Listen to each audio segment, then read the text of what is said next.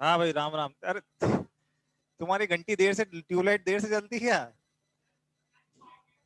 अच्छा, पावर कौन सा है? 12 घंटे में कुल कितनी बार बजेगी? अरे क्या बजेगी? अलार्म? अच्छा, 24 घंटे में एक दिन में कुल कितनी बार बजेगी? अरे गुरुजी से पूछो, क्या क्या बजा रहे हैं गुरुजी? अलार्म बजा रहे हैं, घंटी बजा रहे हैं, है ना? तो शरीर, अच्छा चलो कुछ क्वेश्चन पूछ लेता हूं मैं। शरीर, त्वचा का मुख्य कार्य क्या होता है? तापमान का नियंत्रण करना, है ना? इसके अतिरिक्त और भी बहुत सारे काम हो सकते हैं, मगर मुख्य काम क्या होता है? तापमान का नियंत्रण करना। अच्छा, डर्मेटोलॉजी में किसका अध्ययन किया जाएगा? त्वचा का। अच्छा, डर्मेटाइटिस, डर्मेटाइटिस में क्या हो जाएगा? त्वचा में हो जाएगी क्या? सूजन। डेंटिन नामक संरचना शरीर के किस भाग में है? दांत में। और सबसे ज्यादा कठोरतम भाग कौन सा होता है? एनामल होता है। एनामल कहाँ पाया जाता है ये? दांत की सबसे बाह्य परत होती है, ठीक है। अब वो बताएंगे, जब दांत पढ़ाएंगे तो इसका पूरा बताएंगे। कैल्शियम हाइड्रोक्सी पेप्टेट होता है इसमें, वाटर नहीं पाया जाता है, मतलब जल नहीं पाया जाता है, जिसके कारण ये बहुत कठोर हो जाती है, वो बाद में बताएंगे। अभी तो ये पता होना चाहिए सबसे कठोर कौन सा होता है? एनामल होता है। अच्छा, ट्राइकोलॉजी में किसका अध्ययन किया जाता है? बालों का।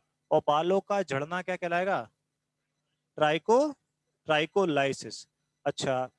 अच्छा, अब ये बताओ मुझे, कॉमन कोल्ड जो सामान्य रूप से सर्दी हो जाए मुझे, तो कौन सा वायरस उसके लिए उत्तरदायी होगा? सामान्य जुकाम के लिए? अरे तेरी एंटीवायरस। कौन सा वायरस उसके लिए उत्तरदायी होगा?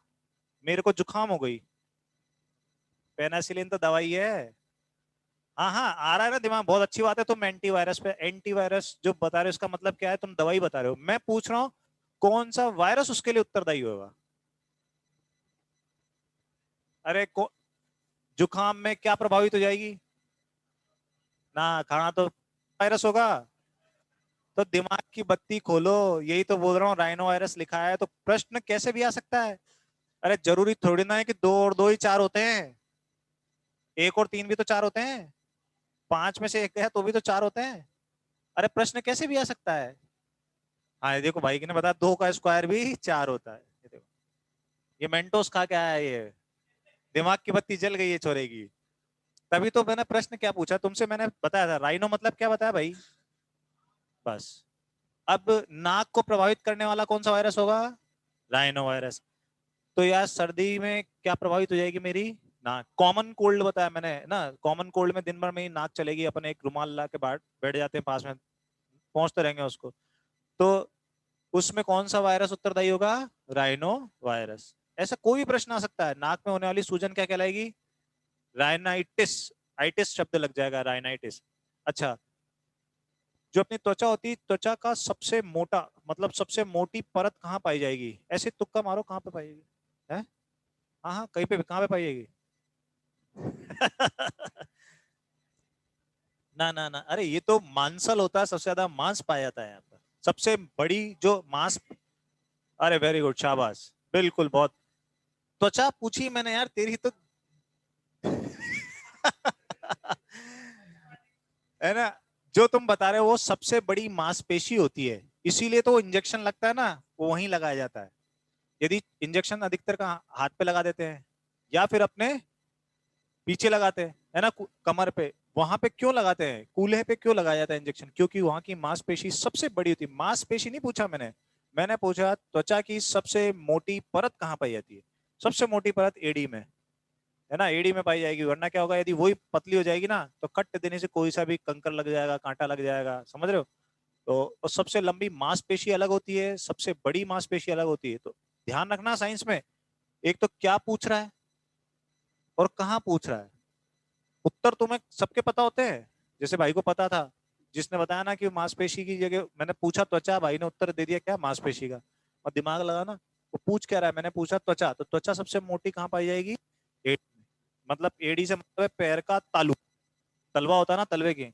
और सबसे पतली कहाँ पाएगी? आंख में। अरे वेरी गुड, आंख में। ये आए हुए प्रश्न है। ऐसे बहुत सारे प्रश्न आते हैं, बहुत सारे। बस उस वक्त अपने को दिमाग खुला रखना है।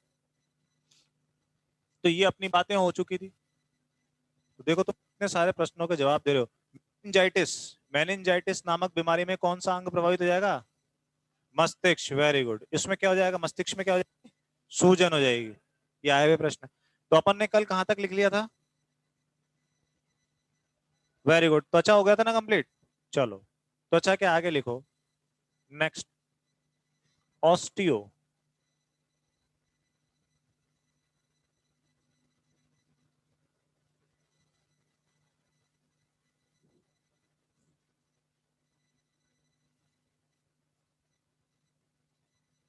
हड्डी। वेरी गुड, हो गया था।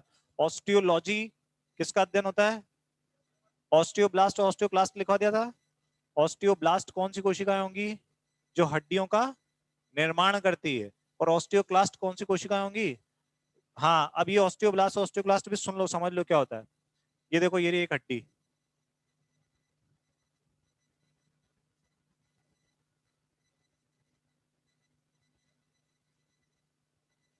हाँ, कोई सी हड्डी मान लो, ये एक हड्डी है। ठीक है, लड़ाई झगड़ा हो गया भैया, ये हड्डी टूट गई, ये ले यहाँ से, ये हड्डी टूट गई।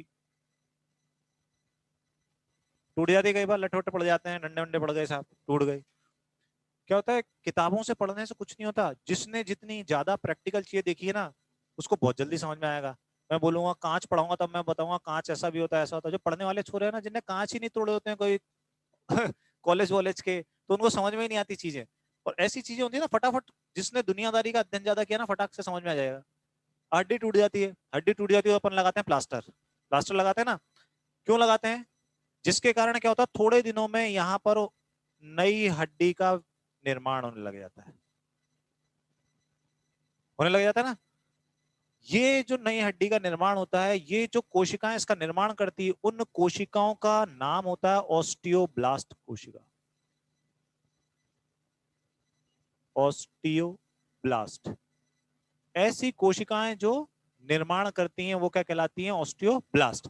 ऐसे कोई वो थोड़ा ना आता ऊपर से शिव जी आशीर्वाद दे देता, तथास्तु 21 दिन का प्लास्टर बंधेगा और तेरी हड्डी हो जाएगी। प्लास्टर बांध देता है डॉक्टर, और क्या देता है? दर्द निवारक गोली दे देता है ना। एक एक बोलता है दर्द हो तो ये गोली खा लेना, और एक कैल्शियम की गोली खाना, दूध दूध बढ़िया पीना।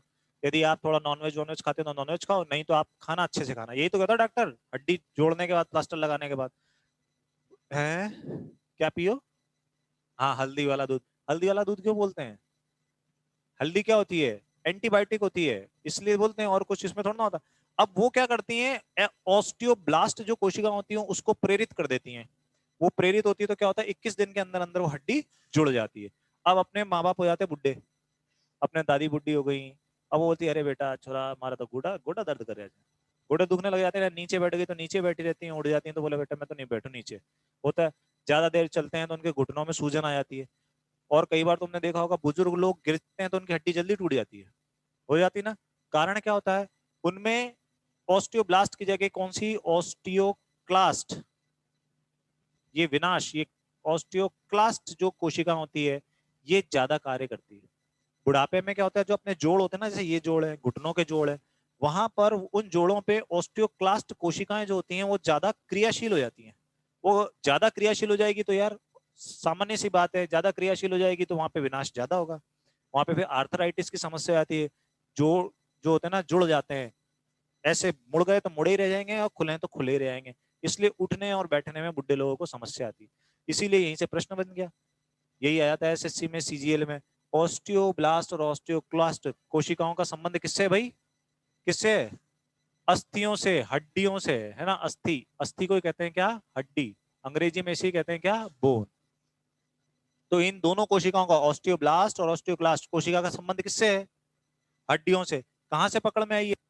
ऑस्टियो से। ऑस्टियो का मतलब क्या है? हड्डी। अब ये ब्लास्ट और क्लास्ट तुम्हें नहीं भी आया ना तो भी याद आ जाएगा, क्योंकि ऑस्टियो मतलब क्या थी? हड्डी। ये आए हुए प्रश्न है। अब शरीर की सबसे बड़ी हड्डी, सबसे छोटी हड्डी, ये सारी की सारी चीजें अपन जब अस्थि तंत्र पढ़ेंगे उसमें बताएंगे कि मेरुदंड में कितनी हड्डियां होती है, हड्डी हड्डी आपस में कैसे जुड़ती है, हड्डी मांसपेशी से कैसे जुड़ती है, हमारे शरीर में कितनी हड्डियां, ये सारी की सारी चीजें अपन कहाँ पढ़ेंगे? अस्थिया चलेगा 2-3 दिन तक, पूरी हड्डियां तुम्हें यही याद करा देंगे। चेहरे में कितनी अंगुली में कितनी हड्डी है, सिर में कितनी, वो सारी की सारी यहाँ याद हो जाएगी। मगर यहाँ से इतनी अस्थि तंत्र पढ़ने के बाद ही प्रश्न उन्होंने कहां से पूछ लिया? ऑस्टियोब्लास्ट और ऑस्टियोक्लास्ट से। इसीलिए शुरुआत में ही पढ़ाना जरूरी हो जाता है। एक बहुत अच्छा इंपॉर्टेंट शब्द और लिखो, हिपेट।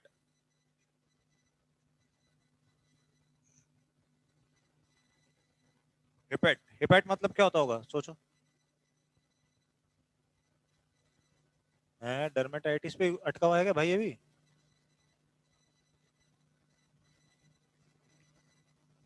बाहर आ जा भाई डर्मेटाइटिस से।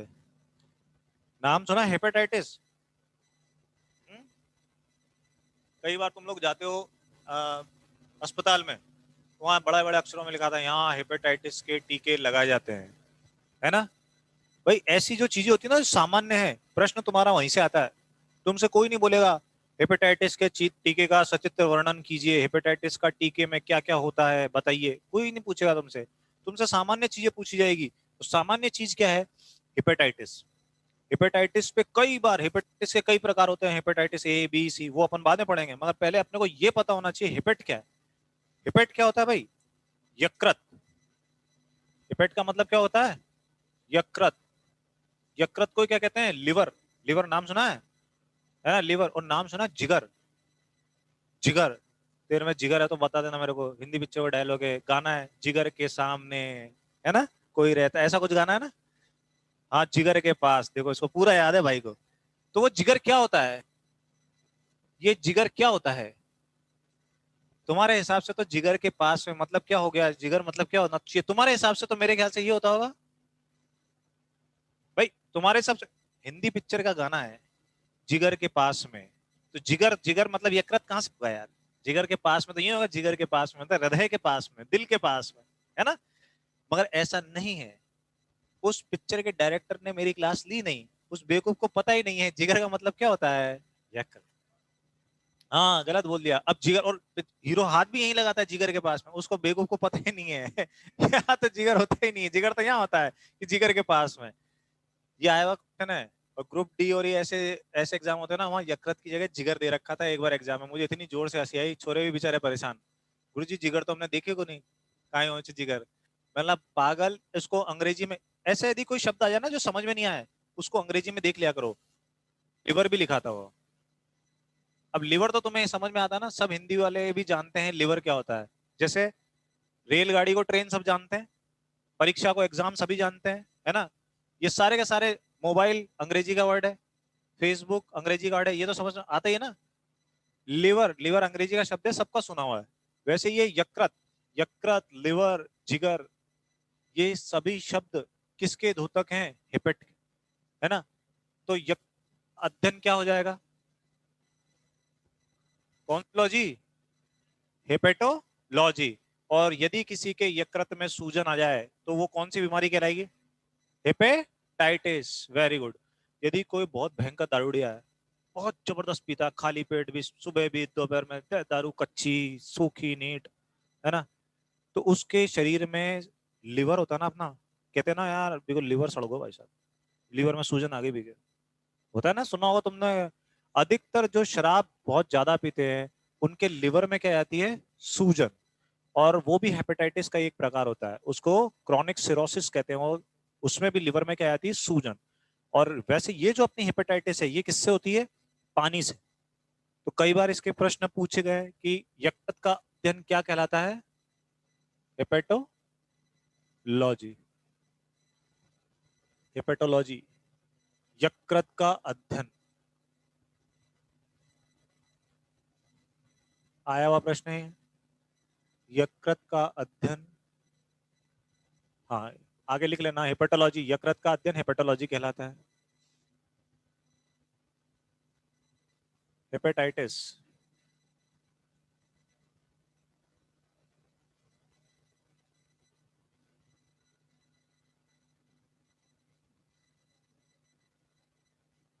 यकृत में होने वाली सूजन।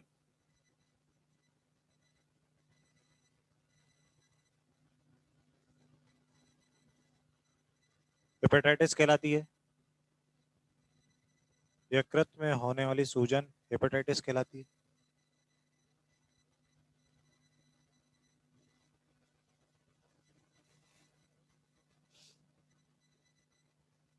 बहुत इंपॉर्टेंट है हेपेट, कई बार बहुत सारे प्रश्न आए इसमें। बताऊंगा प्रश्न भी कौन कौन से हैं।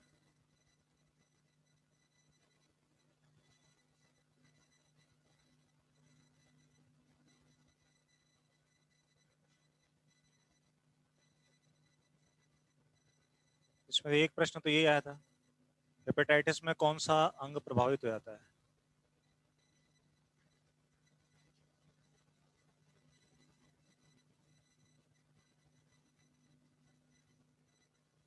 और देखो अभी आगे,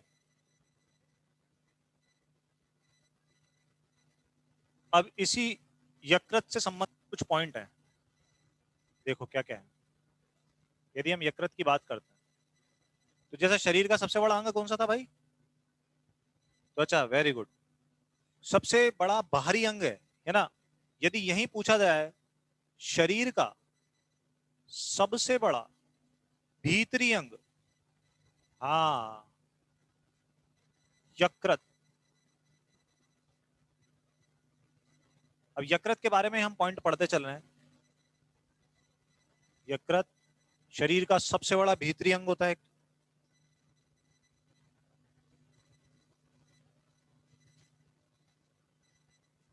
आया हुआ क्वेश्चन, ऐसे यकृत लिख लो और यकृत के आगे पॉइंट लिखना चालू करो। इससे क्या है, तुम्हें पता पड़ जाएगा कि हम यकृत के बारे में सेंटेंस है, यकृत शरीर का सबसे बड़ा भीतरी अंग होता है। इसकी जगह सीधे सीधे अपन ने लिखे यकृत शरीर का सबसे बड़ा भीतरी अंग।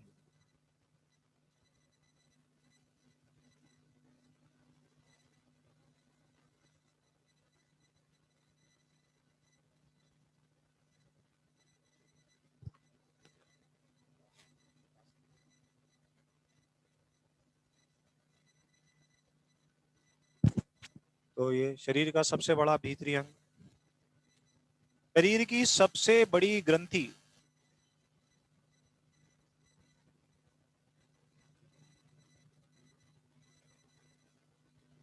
ग्रंथि समझते हो क्या होता है? बताते हैं अभी, ग्लैंड अभी बताता हूँ क्या होती है। ये सब प्रश्न आए हुए हैं, देखो प्रश्न के रूप में चल रहा है। अब ग्रंथि क्या होती है वो भी बताता हूँ, पहले लिख लो ये 2 पॉइंट।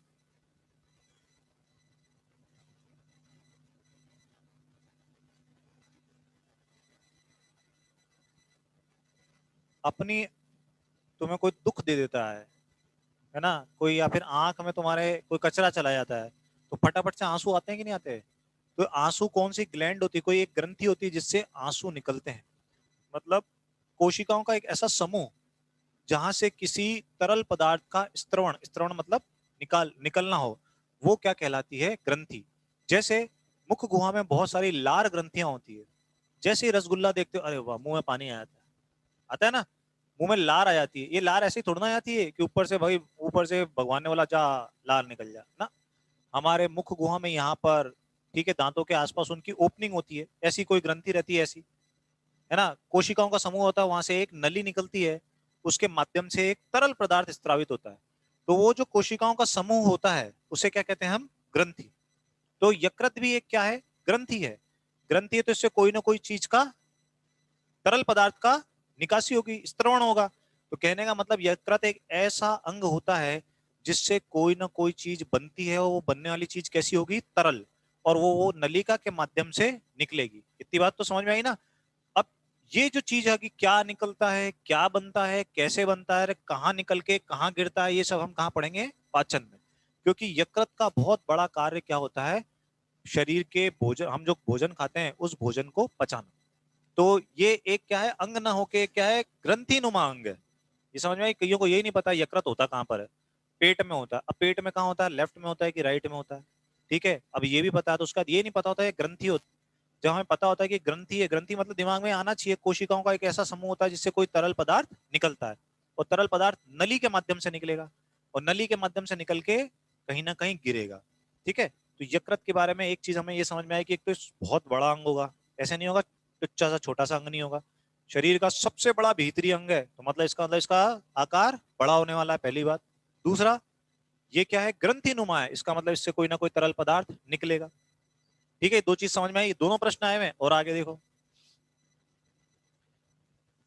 ये उपापचयी नियंत्रक होता है। यकृत क्या होता है? उपापचयी नियंत्रक।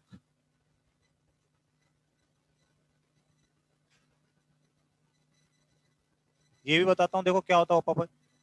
ऐसे ऐसे शब्द आते हैं सीधे सीधे, एग्जामों के शब्द हैं, चोरों को समझ में ही नहीं आता है उपापचय नियंत्रक क्या होता है, तुक्का मारते हैं वहां पर।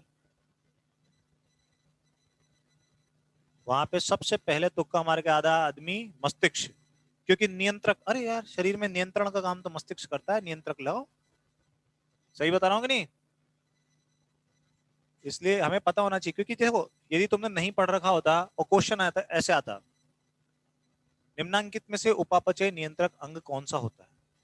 यकृत, मस्तिष्क, प्लीहा, त्वचा। तो तुम्हारे दिमाग में आएगा यार नियंत्रक, नियंत्रक तो नियंत्रण का काम तो मस्तिष्क करता है भाई साहब। आएगा कि नहीं आएगा? सीधे तुक्का मारोगे मस्तिष्क और क्वेश्चन हो गया गलत। जबकि सीधी सीधी सी बात है, उपापचय नियंत्रक मतलब क्या होता है? जो हम खाना खाते हैं ना, खाना खाएंगे तो खाना पचेगा, खाना पचेगा तो उससे मिलेगी ऊर्जा, और उस ऊर्जा से करेंगे हम काम। काम करेंगे ना, तुम यहाँ पे बैठ के बकवास कर रहे हो, आपस में बातें कर रहे हो, तुम्हारे दिमाग में ज्यादा एनर्जी है तो तुम्हारा दिमाग कहीं वहां जाएगा चाय की तड़ी पे, कभी कमरे में जाएगा, मन बड़ा चंचल होता है, कहीं का कहीं जाएगा। और फिर ज्यादा रोटियां खाने को मिल रही है तो बाहर जाके दो चार मगर तू तड़क करोगे, होता ही है। तो ये क्या होता है, जो मैं खाना खा रहा हूँ वो तरीके से पच जाए, और पचेगा कब? जब सही मात्रा में ऑक्सीजन मिलेगी और पानी मिलेगा, और उस भोजन के पचने के बाद मुझे मुझे अच्छे से ऊर्जा मिल जाए। ये पूरी क्रिया कहते हैं उपापचय। समझ रहे? ये पूरी क्रिया क्या कहलाती है? उपापचय। और इस उपापचय क्रिया को नियंत्रण कौन कर रहा है भाई? यकृत। समझ रहे हो? खाने को पचाना, पचाने से मिलने वाली ऊर्जा, ऊर्जा से होने वाला कार्य, ये पूरी क्रिया उपापचय की कहलाती है। और इसका नियंत्रण कौन करता है भाई? यकृत, न कि मस्तिष्क। मस्तिष्क तो सिर्फ संवेदनाएं भेजता है कि तू ये काम कर। पिताजी होते ना अपने, पिताजी तो सिर्फ पैसे भेजते हैं कि बेटा तू यहाँ पढ़। अब उस पैसे का छोरा ये कर रहा है, या फिर यहाँ पे लाके थोड़े पैसे जमा करा के पढ़ाई कर रहा है, दो ही काम है। तो पिताजी तो पैसे भेज रहे हैं, संवेदनाएं दे रहे हैं तुम्हें, समझा रहे हैं बेटा जमीन बेचनी पड़ जाएगी अब की बार, ये हो गया वो हो गया, वहाँ छोरा तो पल्लो लटके बनी को पल्लो लटके पिक्चरें देख रहा है, छोरे का समझ ही नहीं आ रही भाई। सही बात है। तो ये क्या है, उपापचय नियंत्रक कौन होगा यहाँ पर? यकृत। यहाँ पर तुम खुद अपने आप को नियंत्रित रखोगे, तुम खुद टाइम से पढ़ोगे, सब काम करने चाहिए, मगर मेन हमारा उद्देश्य क्या है? पढ़ाई। वैसे यहाँ इसका मेन उद्देश्य क्या है? पाचन। तो उसका नियंत्रण कौन कर रहा है भाई? यकृत। एक सीधे सीधे प्रश्न है, शरीर की रसायन शाला किसे कहते हैं? रसायन शाला, शरीर का, हाँ यकृत, शरीर की रसायन शाला।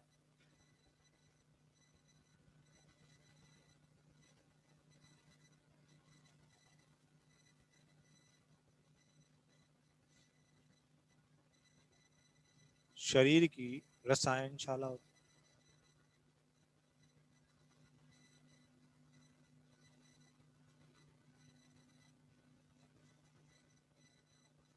है। एक और, विषाक्त पदार्थों का, विषाक्त, विषाक्त मतलब विषैले पदार्थों का पाचन।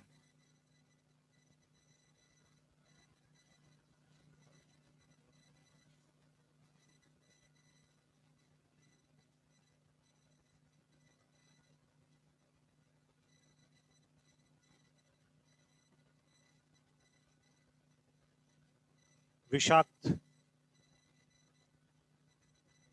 विषैले पदार्थों का पाचन।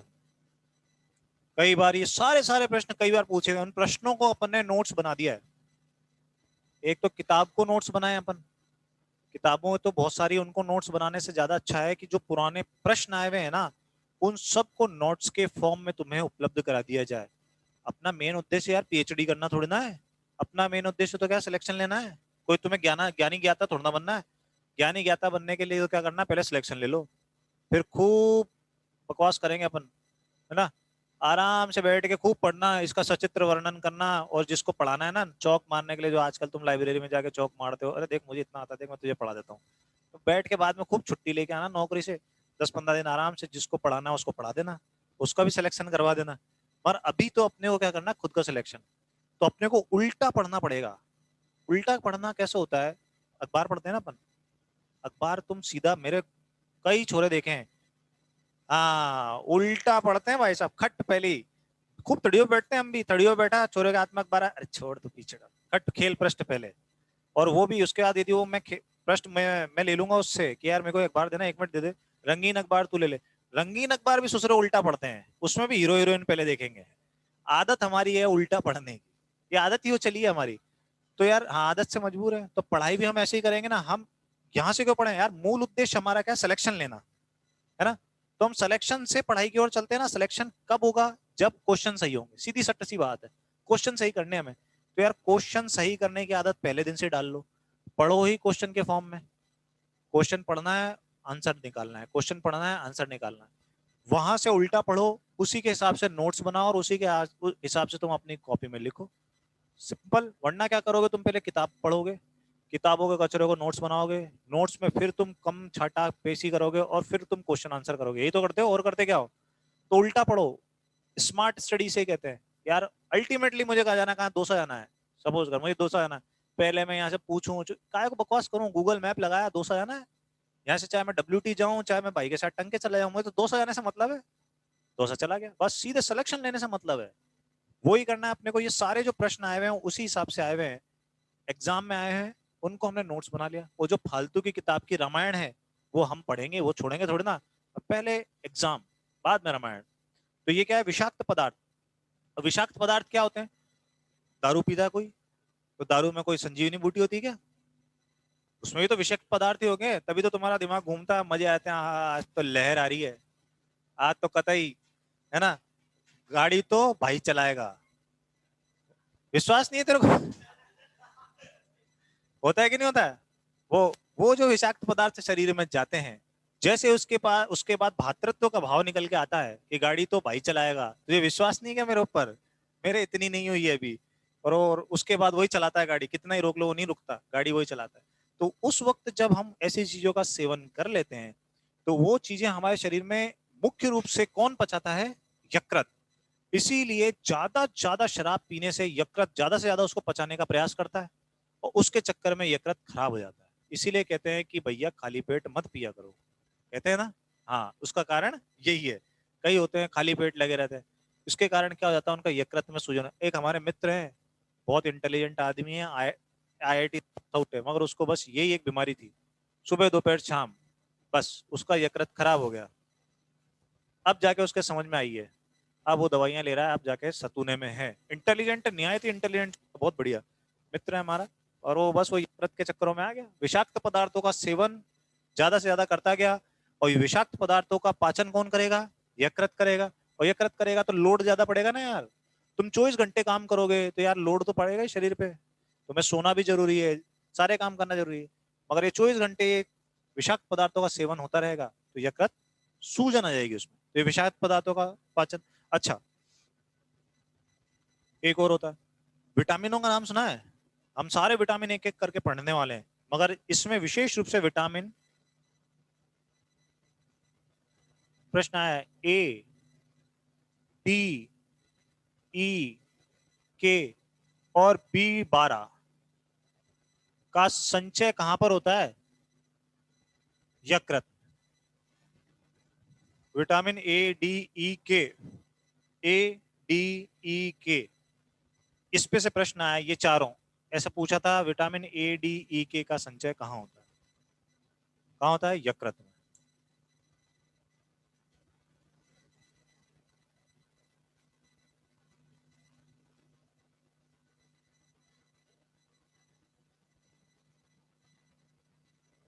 का संचय यकृत में होता है।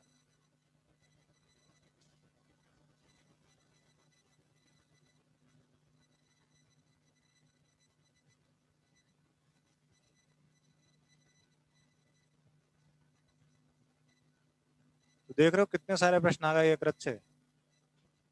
ये ADE के पे प्रश्न है, विषाक्त पदार्थ, रसायन शाला तो कई बार पूछ लिया कि लेबोरेटरी, केमिकल लेबोरेटरी किसे कहा जाएगा, यकृत को। उपापचय नियंत्रक समझ में आ गया, उपापचय क्या होती है क्रिया, उपापचय क्रिया। सबसे बड़ी ग्रंथि, ग्रंथि भी समझ में आ गई क्या होती है ग्रंथि। और सबसे बड़ा भीतरी अंग, भीतरी और बाहरी दो चीजें हैं, बाहरी अंग सबसे बड़ा कौन सा है, और भीतरी अंग, और सबसे बड़ी ग्रंथि यकृत। ध्यान रखना, कहां पूछ रहा है और क्या पूछ रहा है। कहां मतलब बाहरी या भीतरी, बाहरी और भीतरी, ये भीतरी है, और इससे पहले डरमा पड़ी थी वो क्या हो गया, बाहरी। और क्या पूछ रहा है, ग्रंथि पूछ रहा है या फिर कोई और अंग पूछ रहा है, समझ रहे हो। क्योंकि धीरे धीरे चलते चलते पढ़ाएंगे हम, बहुत इजी, बहुत हल्के हल्के में पढ़ाऊंगा मैं तुम्हें, मगर इतना सारी चीजें इकट्ठी हो जाएगी तुम्हारे लिए कि रामू गुज जाएगा श्यामू में, है ना, समझ रहे हो। हाँ, गीता सीता में चली जाएगी, और रीटा पता नहीं क्या आ जाएगी एक नई। इसलिए जो पढ़ रहे हो ना, क्लियर पढ़ते चलो, कम पढ़ो मगर बिल्कुल दिमाग में पिक्चर क्लियर होनी चाहिए। तो ये चीज समझ में आ गई हिपेट वाली, ये बहुत इंपॉर्टेंट है, आने की पूरी संभावना। आगे चलें। अब यहाँ कंफ्यूज मत होना रे, हेपेटाइटिस की इतना सा पढ़ा दिया सर ने। अभी हेपेटाइटिस जब हम रोग पढ़ेंगे ना, तो इसके बहुत सारे प्रकार देखेंगे, hepatitis A, hepatitis B, hepatitis C, E, सारी हेपेटाइटिस पढ़ेंगे, हेपेटाइटिस के टीके भी पढ़ेंगे। ठीक है, वो हम पढ़ेंगे कहाँ, रोग में। चले आगे, चलो साहब।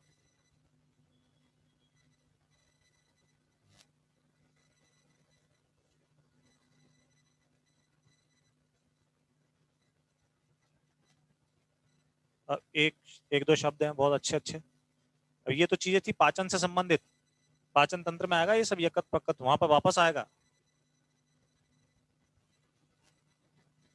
फिर मैं तुम्हें बोलूंगा, छोरो याद करो पहली क्लास, तुम बोलो गुरुजी याद आ गई।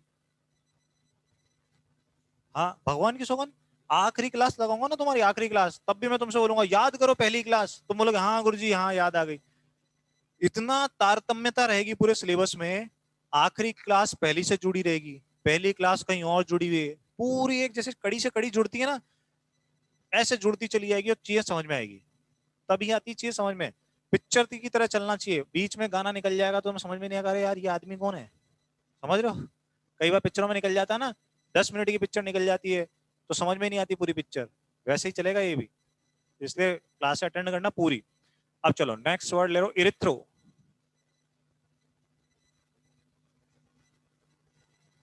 कहीं पर ये शब्द आ जाता है इरिथ्रो।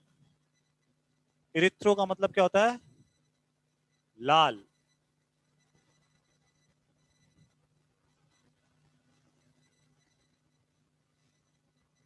लाल, इसका एग्जांपल बताता हूं मैं तुम्हें। जैसे कई बार तुम्हारा एग्जांपल आता है रेड ब्लड सेल, नाम सुना है, लाल रक्त कणिका, है ना, लाल रक्त कणिका। वहीं पे एनसीईआरटी में नीचे दे रखा है इरिथ्रोसाइट, इरिथ्रोसाइट। ऐसे ही प्रश्न आया था, इरिथ्रोसाइट का संबंध निम्नांकित में से किससे है, आरबीसी से, डब्ल्यूबीसी से, प्लेटलेट से, या उपरोक्त में से कोई नहीं, किससे होगा।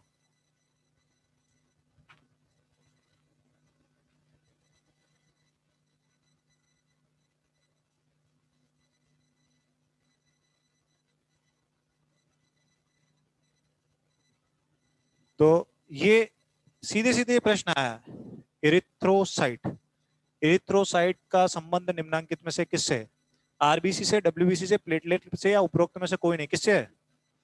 कहां से पकड़ में आई बात, कहां से पकड़ में आई, इरिथ्रो से। इरिथ्रो मतलब लाल। अब बताओ, इतनी सी है बात, और एक क्वेश्चन सही करा के चली गई। 8वीं 9वीं क्लास की एनसीईआरटी में दे रखी है बात, और इस सीजीएल का प्रश्न था, और उसमें से छोरे गलत करके आ गए। अभी बताओ, है ना टुच्चे सा क्वेश्चन, मगर वही बात है, जरा सी है, सुई अटकी पड़ी है। तो ये लिख लो ये बात। तो मतलब लाल, इरिथ्रोसाइट,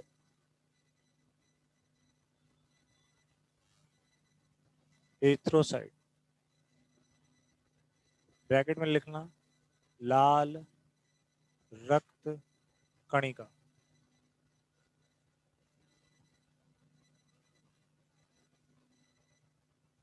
इसी से संबंधित प्रश्न भी लिख लो, इरिथ्रोसाइट का संबंध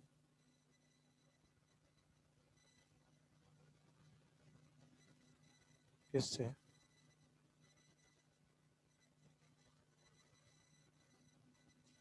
आरबीसी, डब्ल्यूबीसी, प्लेटलेट, या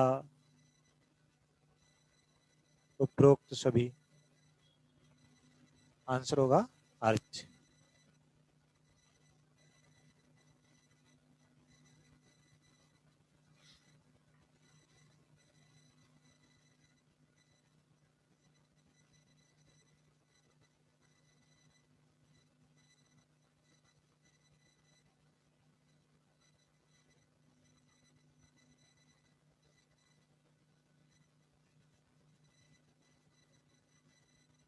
अब जब इरिथ्रोसाइट का प्रश्न आ गया तो आ सकता है ल्यूको से आ जाए, आ सकता है थ्रोम्बो से आ जाए।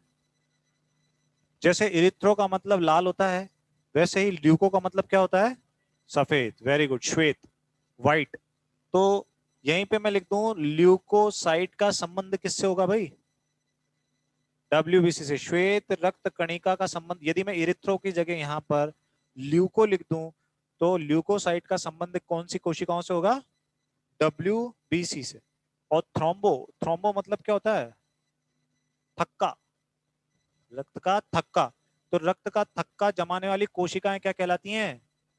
अरे डब्ल्यूबीसी तो सैनिक होते हैं, थ्रोम्बोसाइट होती प्लेटलेट। रक्त का थक्का जो कोशिकाएं जमाती हैं, यदि कट जाता है तो रक्त आता है, रक्त का थक्का जमता है तो रक्त रुक जाता है। वो कौन सी कोशिकाएं बनाती है? प्लेटलेट। दिमाग में डब्ल्यूबीसी मत लेके आना। डब्ल्यूबीसी तो वो कोशिकाएं होती हैं जो सैनिक का काम करती हैं। यदि मेरे शरीर में कोई बाहरी सूक्ष्म जीव, जैसे कोई मैं बीमार हो जाऊं, हाँ मैं बीमार हो गया, तो उसके बीमारी के खिलाफ जो कोशिकाएं काम करेगी वो क्या होगी? डब्ल्यूबीसी। ये उस रोग से मुझे प्रतिरोधक क्षमता कौन प्रदान करेगा? डब्ल्यूबीसी। सैनिक की तरह काम कौन करेगा? डब्ल्यूबीसी। समझ रहे हो? बात आई समझ में? प्रतिरोध, हमारे देश की सीमा पर यदि आतंकवादी आ जाए, घटना हो जाए, तो उसके खिलाफ प्रतिरोध कौन करता है? सैनिक। ठीक है ना? तो हमारे शरीर में सैनिक कौन है? डब्ल्यूबीसी। प्रतिरोधक क्षमता कौन देगा? डब्ल्यूबीसी। थक्का कौन जमाएगा? प्लेटलेट। रक्त का निर्माण कौन करेगा? ठीक है। ये आए हुए क्वेश्चन है, बहुत सारे आएंगे और अपन रक्त में और अच्छे से पढ़ेंगे। और अभी यहाँ लिखो ल्यूको। ल्यूको मतलब श्वेत, सफेद, व्हाइट। ल्यूकोसाइट, श्वेत रक्त कणिका।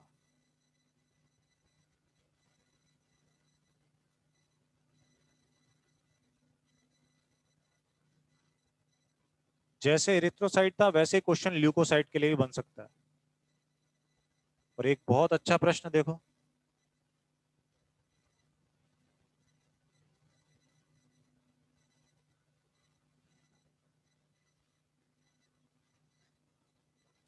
दिमाग लगाना प्रश्न में थोड़ा सा।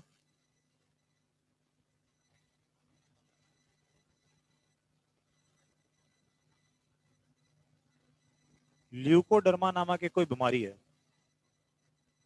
अभी हमने कोई रोग नहीं पढ़े, कोई रोग नहीं पढ़े, हमारी बेसिक चल रही है साइंस, उसमें तुम दबा दब क्वेश्चन सही करने आ गए।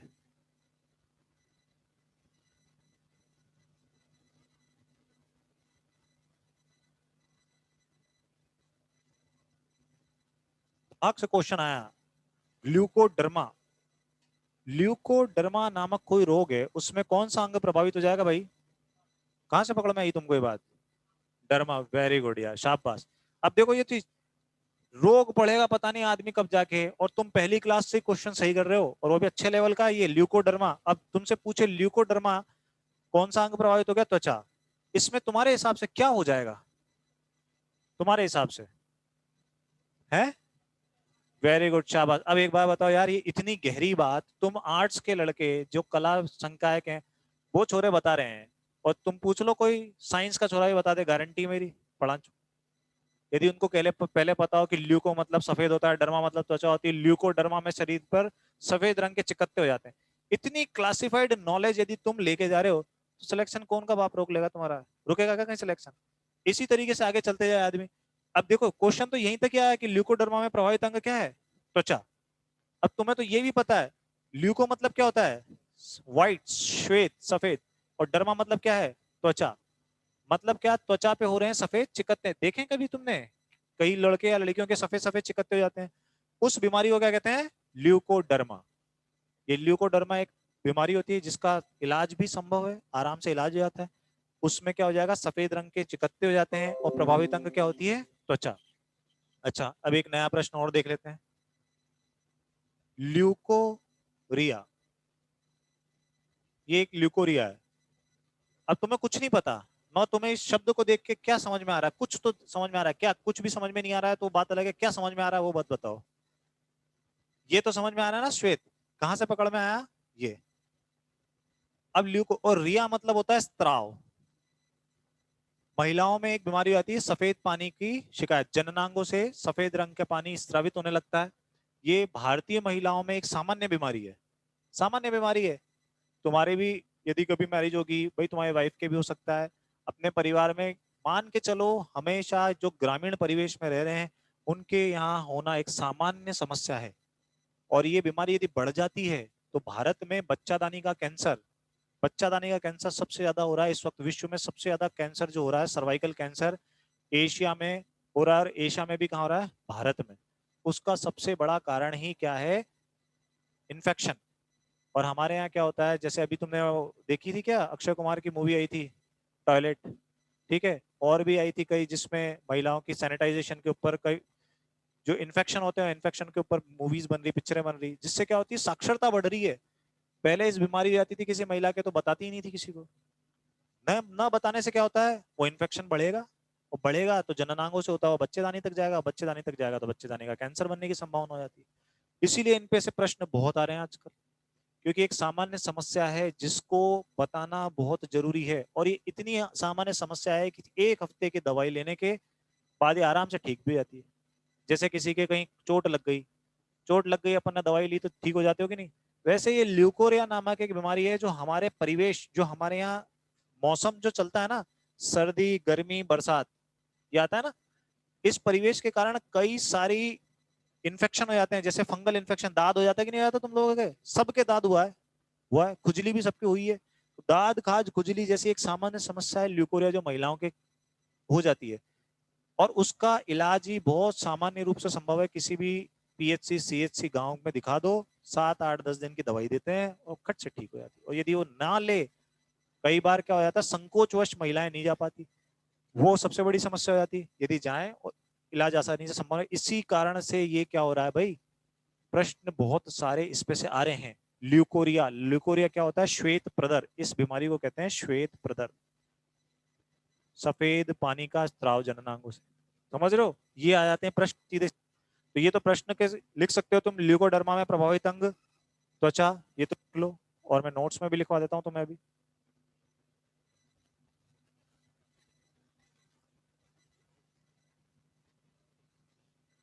ल्यूकोडर्मा,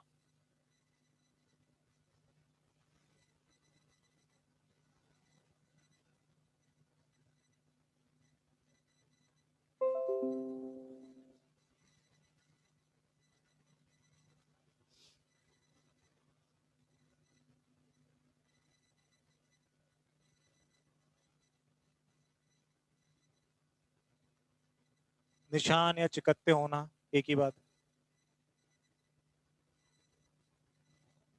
ल्यूकोडर्मा में प्रभावित अंग त्वचा, और उसमें भी क्या होगा? सफेद रंग। एक है ल्यूको से एक शब्द बना, ल्यूकोरिया।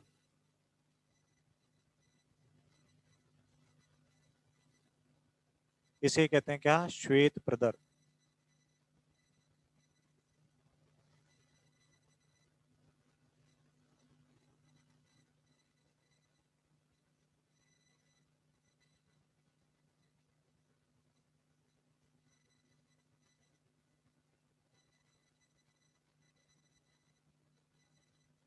सफेद तरल का स्त्राव होना, कोरिया कहलाता है।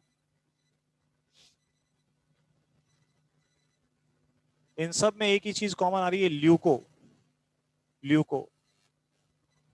और सब क्या है? सफेद।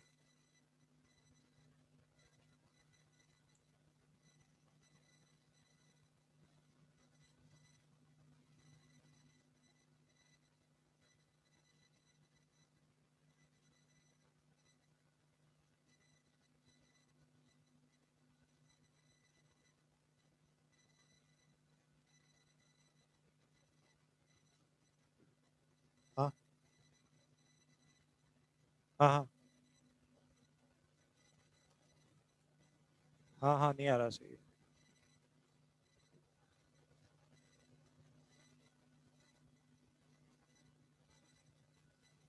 तरल का स्त्राव।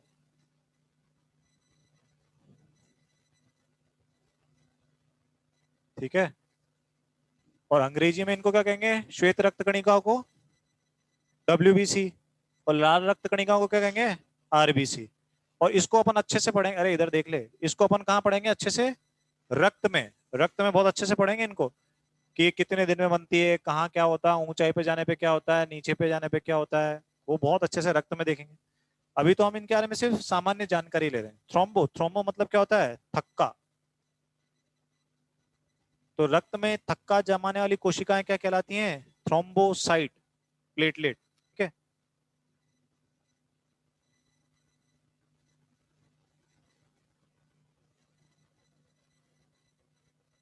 थ्रोम्बोसाइट, प्लेटलेट, थक्का।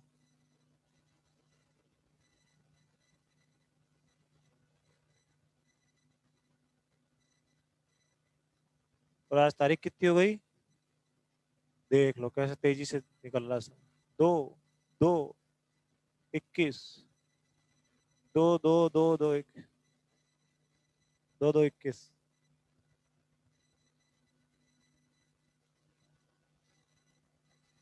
ऐसे भैया ऐसे ही समय निकल जाएगा तुम्हारा, पता ही नहीं पड़ेगा तुमको। एग्जाम आ जाएगी छाती पे। और अब की बार कंपटीशन भी टफ रहेगा, हर एग्जाम का, मान लेना। क्योंकि जो जो एग्जाम तुम दे रहे हो वो इतनी साफ तरीके से हो रही है, किसी भी एग्जाम का पेपर आउट नहीं हो रहा है।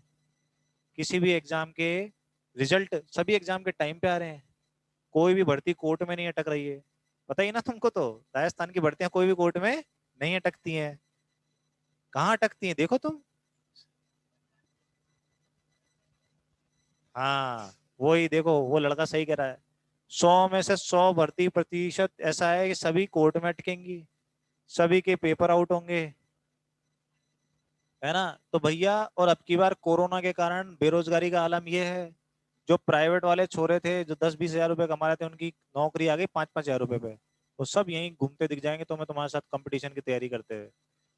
इस बार ध्यान रखना, कंपटीशन इतना हो जाएगा, जहां 60% कट ऑफ जा रही थी वहां आपकी बार 65 से 70 जाएगी है। हाँ, ये देखो टीचर भी तैयारी करवा लागा। ये देखो, बात ऐसी है। तो हाँ, कुल मिला के बात ये है कि कंपटीशन टफ रहने वाला है। पहले ऐसी बात नहीं रहेगी, पहले भी टफ था, अब और टफ हो जाएगा। इसलिए क्या है, सरकारी पट्टा लेना है तो भैया झक के तैयारी कर लेना। और मौसम अभी, क्योंकि तुम लोगों के फॉर्म पहले से भरे हुए हैं कई एग्जाम के, ये एनटीपीसी का पेपर पहले से ही फिक्स था, 1 साल 1.5 साल बाद आ रही है तो एग्जाम। हाँ, 19 का है, 19 से 20 निकले, 21 में एग्जाम हो रहा है। तो दबा के कर लो तैयारी, हो जाएगा सिलेक्शन। अभी हो गया तो हो गया, नहीं तो गई भैंस पानी में लंबे समय के लिए। तो थ्रोम्बो मतलब थक्का, थ्रोम्बोसाइट थक्का बनाने वाली कोशिकाएं। ठीक है। और ये कौन बनाते हैं थक्का? रक्त का थक्का कौन बनाता है? प्लेटलेट। ये अपन पढ़ेंगे कहाँ? रक्त में। रक्त में बहुत अच्छे से पढ़ेंगे। चलो अभी आगे, कितने शब्द हो गए टोटल? अरे कोई पहली क्लास से है? 13।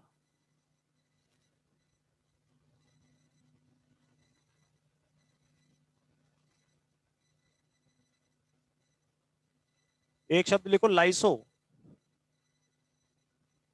लाइसो।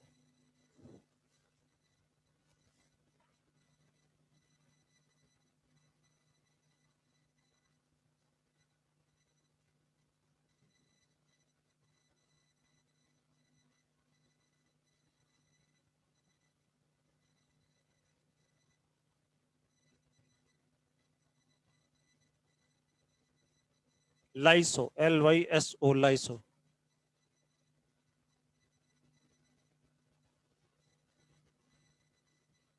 लाइसो मतलब होता है नष्ट। नष्ट। नाम सुना लाइसोजाइम? एक तो तुम्हारे मास्क का इतना अच्छा काम है, गुनगुन गुनगुन गुनगुन गुनगुन कर दो। और मैं कई बार बता चुका हूं तुमको, नॉर्थ नॉर्थ और ये साउथ साउथ, ये आपस में कभी आकर्षित नहीं होते हैं पागल। ये प्राकृतिक नियमों का तुम उल्लंघन कर रहे हो, है ना। प्राकृतिक नियम ये कहता है कि नॉर्थ और साउथ में आकर्षण होता है। ठीक है। इन दोनों में आकर्षण नहीं होता, इन दोनों में तो प्रतिकर्षण होता है। तो तुम क्या गुनगुन कर रहे हो? तो इसका हम सदैव ध्यान रखो। लाइसो, लाइसो मतलब नष्ट। तुमने नाम सुना होगा कई बार, लाइसोजाइम। नहीं सुना? और नहीं सुना तो अब सुन लो, लाइसोजाइम एंजाइम नाम सुना है? ऐसा एंजाइम जिसमें लाइसो नामक कोई चीज है, वो क्या कहलाता है? लाइसोजाइम। तो लाइसोजाइम क्या करेगा जीवन में? कोई चीज बनाएगा या नष्ट करेगा? नष्ट करेगा। मुख गुहा में पाई जाती है लार। लार पाया जाता है एक एंजाइम जिसका नाम होता है लाइसोजाइम। तो लाइसोजाइम क्या करेगा? क्या करेगा? हाँ, अरे वेरी गुड, शाबाश, पाचन क्रिया करेगा। पाचन क्रिया में भी क्या करेगा? मुख्य रूप से नष्ट करेगा। लाइसोजाइम बाहरी जो सूक्ष्म, अरे तुम गोलगप्पे खाओगे यहाँ पे लाल चोट वाले के यहाँ जाके खड़े होके, वो लाल जो गोलगप्पे वाला, गोलगप्पे जो बनाता है उसके हाथ देखे कभी? अरे इधर देख ले। कभी जाओगे ना उसके यहाँ गोलगप्पे खाने, तो कभी आलू खत्म हो जाएगा ना, बाइक से जाएगा, आलू लेके आएगा, गाड़ी साइड में लगाएगा और फटाक से हाथ यूं पोछेगा और बोलेगा हाँ भाई साहब कितने के लगा दूं? बोले 10 रुपए के। फिर वो उसके बाद एक टॉवल रखा होगा, टॉवल इतना साफ टॉवल रहता है वो, कतई सफेद, उसी से तो वो गाड़ी साफ कर लेता है, उसी से वो ठेला साफ कर लेता है, और उसी से हाथ साफ कर लेता है, और उसी से तुम्हें गोलगप्पे खिलाता है। और थोड़ी थोड़ी देर में उसके सिर में भी खाद चलती है, और पसीना ही पहुंचता हो ऐसे करके, और भी कुछ और कर लेता हो जिसे मैं बता नहीं सकता। मगर मगर वो गोलगप्पे वाला कभी हाथ धोते देखा है? भगवान की सौगंध है तुम्हें, किसी ने धोते देखा हो तो मैं बता दो। नहीं धोते देखा ना? मैं तो इतना बड़ा हो गया, मैंने आज तक किसी गोलगप्पे वाले को हाथ धोते नहीं देखा, भगवान की सौगंध। उसी पानी में धोता है क्योंकि उसी से तो उसका स्वाद आता है। स्वाद यही होता है। हाँ, खा लेता है ना खूब। यदि वो हाथ धो ले तो गोलगप्पे का स्वाद ही मर जाएगा भाई। अब ऐसी स्थिति में देखो तुम, हर प्रकार की पसीना और जाने क्या क्या, वो सब गोलगप्पों में जा रहा है। मतलब क्या जा रहा है? सूक्ष्म जीव जो हमारे शरीर के लिए हानिकारक हैं। ऐसे छोटे मोटे सूक्ष्म जीव को हमारा शरीर अंदर चल जाएगा तो भाई साहब, ऊपर के मुंह से खा रहे हो और निकल रहा है धड़ाधड़, नीचे से चालू हो जाएगा। मगर ऐसी चीजों को हमारे शरीर की मुख गुहा की लार में एक एंजाइम पाया जाता है जिसको क्या कहते हैं? लाइसोजाइम। वो उन सूक्ष्म जीवों को मुख गुहा में क्या कर देता है? नष्ट कर देता है। ए- ऐसे एंजाइम को क्या कहा जाता है? लाइसोजाइम। समझ रहे हो बात को? तो प्रकृति ने सब चीजें दे रखी है, उनको पता है कि लाल चोट वाले के यहाँ खाएंगे मानेंगे तो है नहीं छोरे बेचारे, ये कहाँ रोटियां बनाएंगे। तो ये लाइसोजाइम नामक एक एंजाइम होता है जो पाया जाता है मुख गुहा में। दूसरी बात, यहाँ से जाना टोंक फटक हरियाली देखने, ठीक है, किताबें विताबें लेने जाओगे तुम, हेलमेट तो लगाना नहीं भाई, हेलमेट लगाएंगे तो बाल खराब हो जाएंगे। मिट्टी जाएगी आंखों में, और मिट्टी जाएगी साथ में और कोई पोल्यूशन भी जाएगा कार्बन के कारण, तो तुम्हारे नेत्रों में से फटाफट आंसू आने लगते हैं, आते हैं ना, पहुंचते जाओगे तुम। कारण क्या होता है? ये मिट्टी यदि आंखों में चली गई और ऐसी की ऐसी रह गई तो आंखों में घाव हो जाएंगे बड़े बड़े। तो प्रकृति ने एक दिया है, आंसू निकलने लगते हैं, और उस आंसू में कौन सा एंजाइम होता है जिसके कारण क्या होता है? आंखें साफ हो जाती हैं। कहते हैं ना, आंसू आने से आंखें साफ हो जाती हैं। इसीलिए साफ होती है, क्यों भाई? उसमें क्या पाया जाता है? लाइसोजाइम। ये बहुत इंपॉर्टेंट है, दोनों बार प्रश्न आए हुए हैं। मुख गुहा में पाया जाने वाला एंजाइम कौन सा होता है? लाइसोजाइम। और भी कई एंजाइम होते हैं मगर अभी सिर्फ लाइसोजाइम पढ़ो। आंखों के आंसुओं में, नेत्र के आंसुओं में पाया जाने वाला एंजाइम कौन सा होता है? लाइसोजाइम। इसका मुख्य कार्य क्या होता है? सूक्ष्म जीवों को नष्ट करना। आज से पहले पता थी क्या तुम्हें बात कि क्यों तुम गोलगप्पे खाते हो और क्यों पच जाते हो? किससे पचते हैं? लाइसोजाइम नामक एंजाइम से। तो लाइसो मतलब नष्ट करना, ठीक है। लाइसोजाइम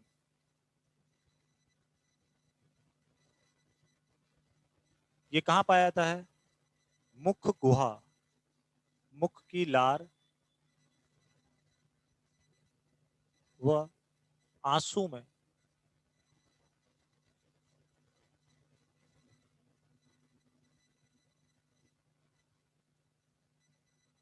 पाया जाने वाला एंजाइम होता है।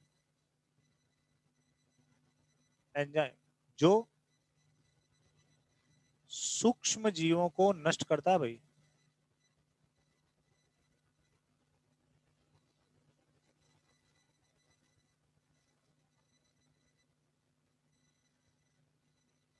Very important. ये पाया कहाँ का जाना है? लार में और आंसू में।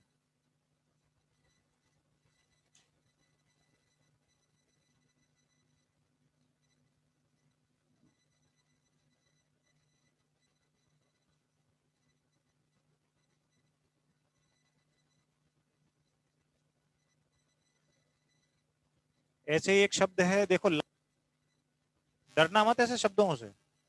नाम सुना लाइसोसोम? अब कोशिका पढ़ेंगे, कोशिका में पढ़ाऊंगा लाइसोसोम।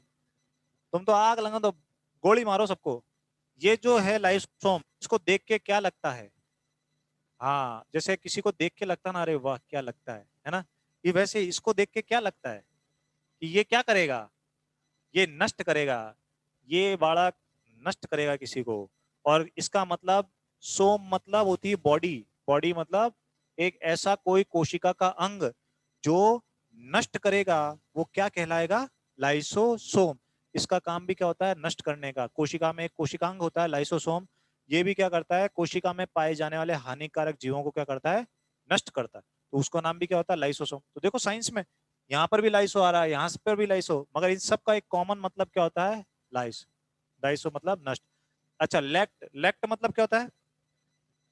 लेक्ट, लेक्ट मतलब होता है दूध, है ना? तो लैक्टिक एसिड, लैक्टोमीटर, लैक्टोज, शर्करा होती है एक लैक्टोज, नाम सुना है? लैक्टोज, ग्लूकोज, फ्रक्टोज, माल्टोज, नाम सुने ना सब? ग्लूकोज तुरंत शक्तिदायक, कोई नहीं ऐसा, ग्लूकोन डी जैसा, नाम सुना है ना? वैसे ही एक होती है शर्करा लैक्टोज। तो प्रश्न आता है, दूध में पाई जाने वाली शर्करा कौन सी होती है? लैक्टोज। कहां से पकड़ा? लैक्ट मतलब दूध, ओज मतलब शर्करा। दूध में पाई जाने वाली शर्करा लैक्टोज। दूध से बना दही, है ना? तो दही में पाए जाने वाले खट्टेपन का कारण क्या होगा? कोई ना कोई अम्ल होगा। अम्ल क्या होते हैं? स्वाद में खट्टे। तो कौन सा अम्ल? टार्टिक अम्ल, है ना? हाइड्रोक्लोरिक अम्ल या लैक्टिक अम्ल? Very good. कोई अपन ने अम्ल पढ़ेगा अभी केमिस्ट्री में? नहीं, हमने सिर्फ एक शब्द देखा, लैक्ट। अच्छा, दूध की शुद्धता का मापन कौन से मीटर से किया जाएगा? लैक्टोमीटर। Very good. ये तीनों प्रश्न आए हैं भाई साहब, देख लो। अब ये तीनों प्रश्न ऐसे हैं जो कोई बच्चा सिर्फ ये देख ले कि लैक्ट मतलब क्या होता है? दूध। मगर लैक्ट में पाए जाने वाला, दूध में पाए जाने वाला प्रोटीन कौन सा होता है? केसीन। बस ये ध्यान रखना, वो लैक्टिन नहीं होता। वो ऑप्शन में लैक्टिन भी देगा और केसीन भी देगा। तुम्हें क्या करना है? केसीन। इसको लिखवाएंगे अगली क्लास में, ठीक है भाई?